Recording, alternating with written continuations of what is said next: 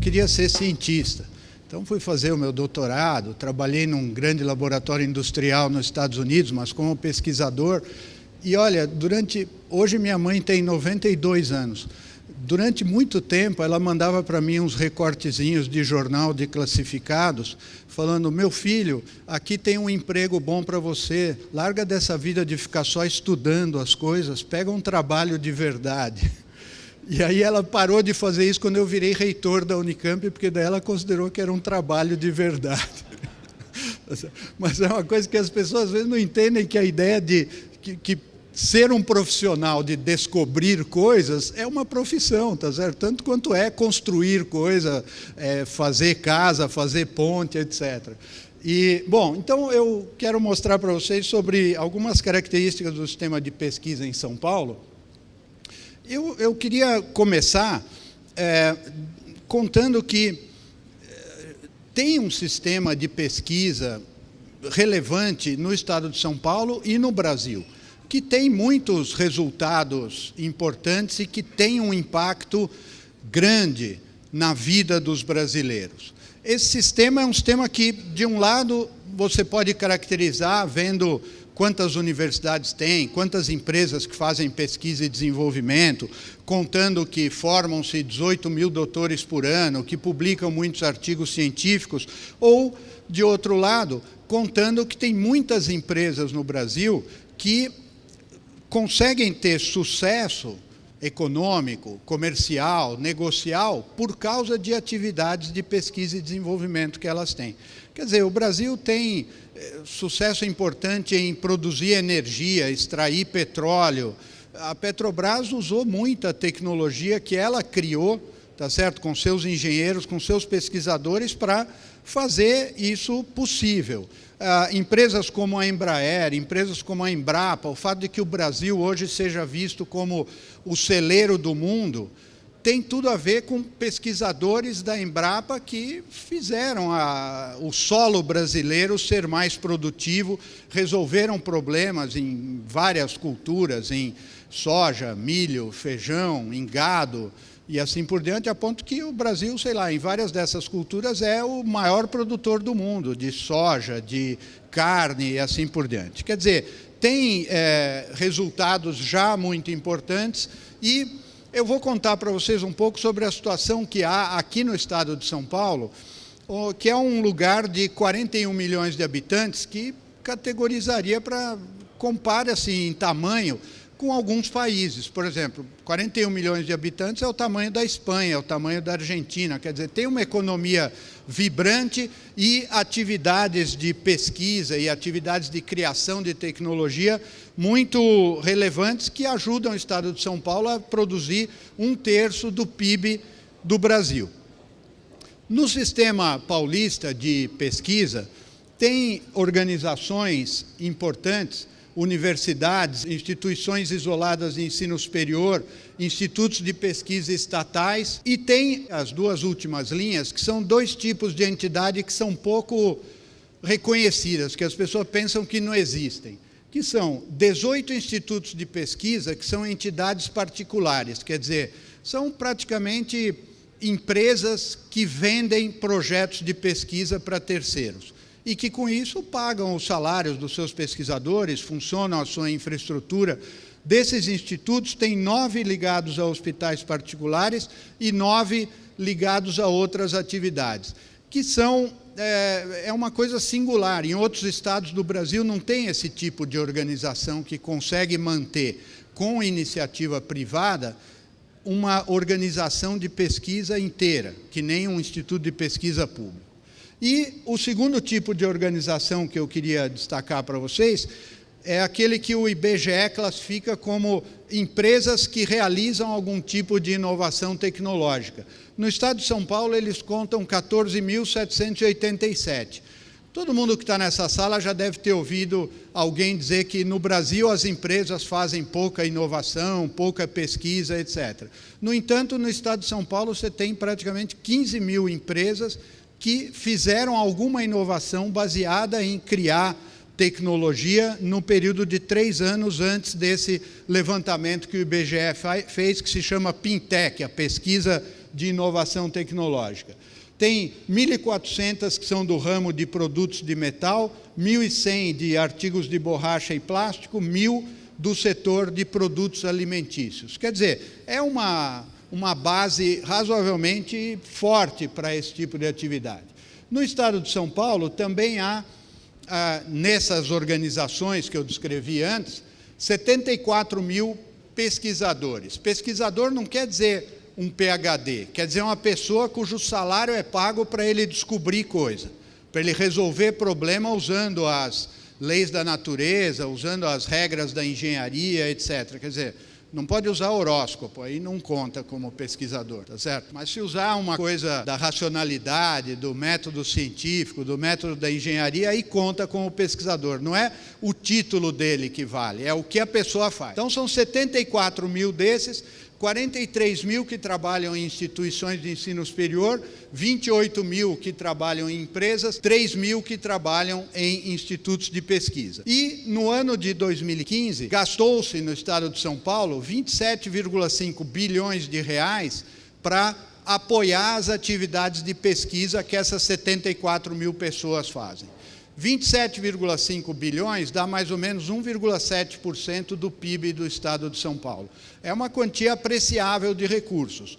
Isso é uma primeira coisa que talvez possa surpreender vocês, porque tem sempre na mídia essa reclamação que tem pouca aplicação de dinheiro em pesquisa, etc. Mas 1,7% do PIB de um estado que nem São Paulo aplicado em pesquisa é mais dinheiro do que aplica na Espanha. É muito mais dinheiro do que aplica na Argentina em pesquisa e desenvolvimento. Muito mais, tá certo?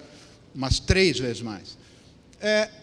Desse dinheiro aplicado em pesquisa e desenvolvimento, aí tem uma outra coisa que vai parecer surpreendente para alguns.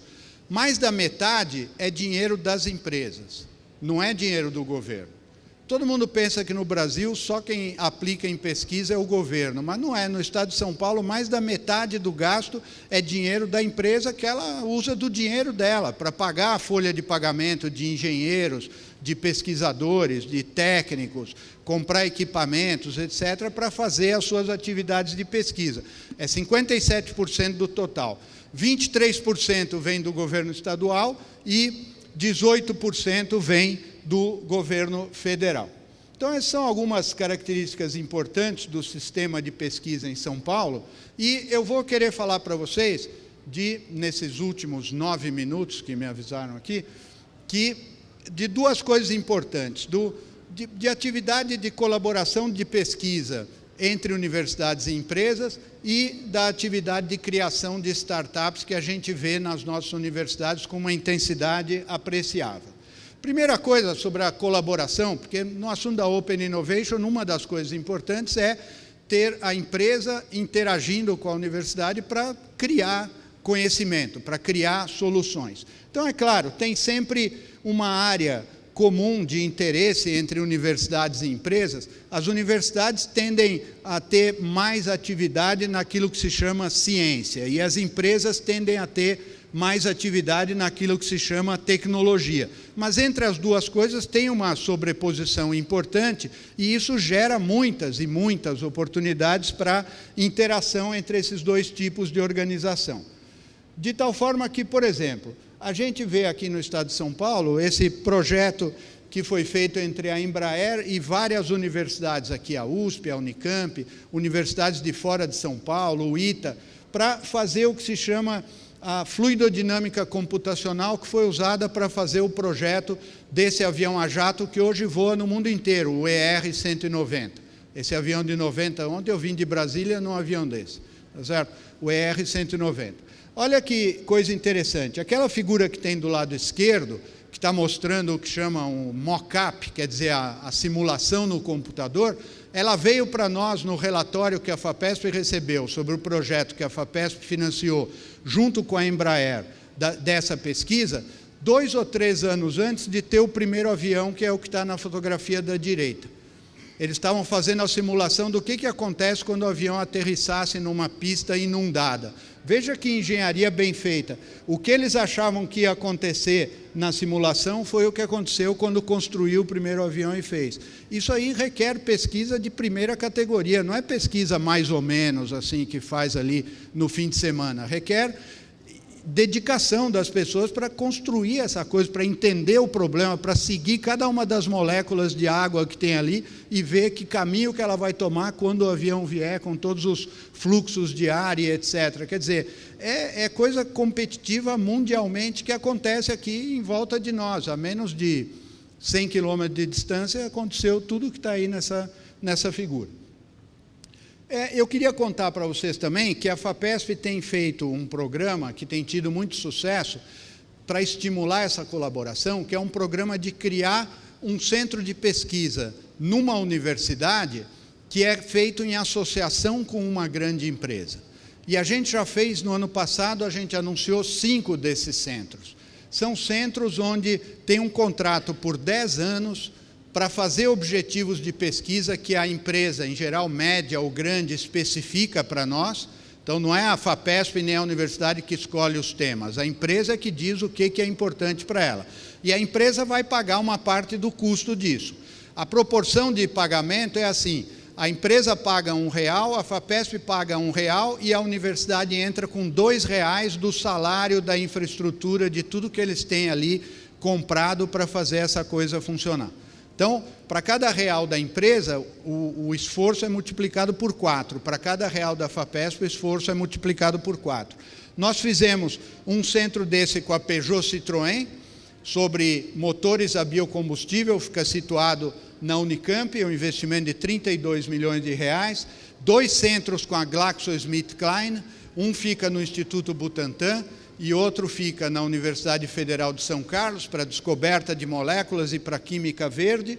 Fizemos um outro centro razoavelmente grande com a British Gas, sediado na Escola Politécnica da USP, R$100 milhões vão ser investidos nos primeiros 5 anos desse centro de pesquisa, tem dezenas de doutores, engenheiros e pesquisadores da empresa que viram professores visitantes da universidade que estão lá dentro do centro, para ter a conexão. Não pode só a empresa põe o dinheiro e esquece e daqui a 3 anos vai ver se deu certo. Se fizer isso, não vai dar certo. Ela tem que estar lá dentro, cuidando e convivendo com o que está acontecendo. E o 5º centro que nós fizemos com a Natura, que fica no Instituto de Psicologia da Universidade de São Paulo. Open Innovation, para radicalizar o assunto, nós temos um centro que a FAPESP financia, fica na Unicamp, é uma associação da Unicamp com a Universidade de Oxford, com a Universidade de Toronto e agora com a Universidade da Carolina do Norte em Chapel Hill. É um centro para estudar esse tipo de molécula chamado quinases, que são muito importantes na indústria farmacêutica, e esse centro é totalmente de Open Innovation, quer dizer, eles não fazem patente de nada.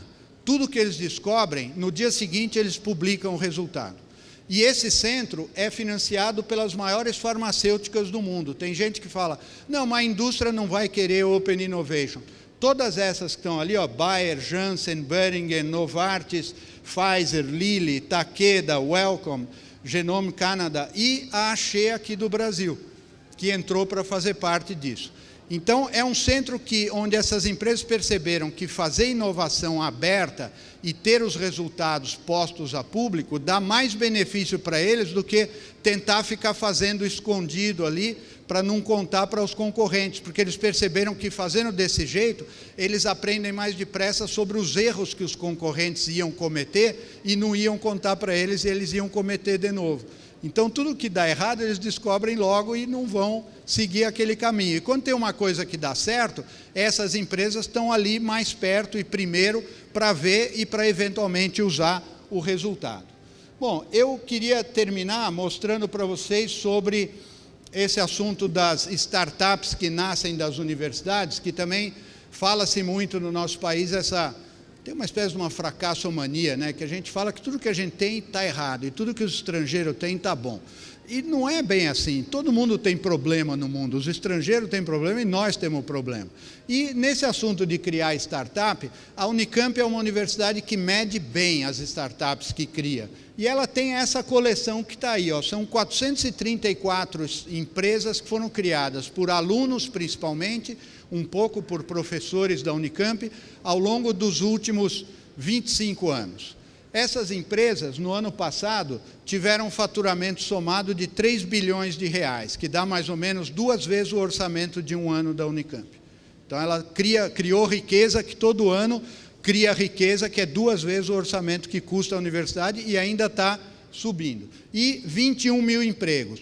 Tem aí nessa coleção de empresas de todo tipo. Tem empresa pequenininha, cronicamente com 2 ou 3 empregados, e tem empresa que começou com 1 ou 2 e que agora tem 700 empregados, sendo 150 engenheiros, um monte de escritor de código de computador e assim por diante. Então, tem essa atividade no estado de São Paulo. A FAPESP tem até um programa que financia a pesquisa em muitas dessas empresas e que tem criado apreciável quantidade de desenvolvimento econômico e social para o estado de São Paulo. Então, o que eu quis mostrar para vocês é que aqui no estado de São Paulo tem um ambiente que favorece a ideia de converter conhecimento em riqueza por meio de startups ou apropriando esse conhecimento em empresas médias e grandes, e que não é difícil fazer isso em colaboração com universidades, e também não é difícil, e é uma grande perspectiva para os jovens, fazer isso criando a sua própria empresa e trabalhando para fazê-la crescer, para assim criar desenvolvimento. Muito obrigado.